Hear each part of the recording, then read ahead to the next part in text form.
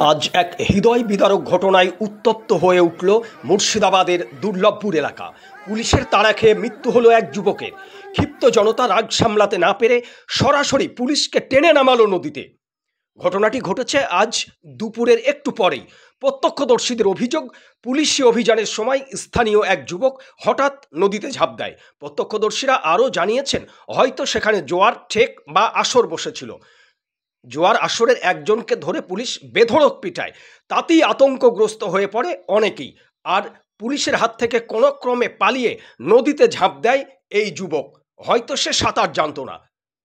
প্রত্যক্ষদর্শীরা অনুমান করছে সে নদীতে ডুবে মারা গেছে এবং তারা ও তাদের আত্মীয় স্বজনেরা পুলিশকেই দায়ী করছে। পুলিশ আন্তরিক হলে তাকে বাঁচাতে পারত, এমনটাই মনে করছে তাদের আত্মীয় স্বজনেরা। পুলিশের বিরুদ্ধে তাদের ক্ষোভ উগরে দিচ্ছে। এতেই উত্তেজনা ছড়িয়ে পড়েছে এলাকায়। ক্ষুব্ধ জনতা প্রথমে পুলিশকে ঘেরাও করে এবং তারপর অভিযুক্ত পুলিশ সদস্যকে টেনে নদীতে নামিয়ে বিক্ষোভ দেখায়।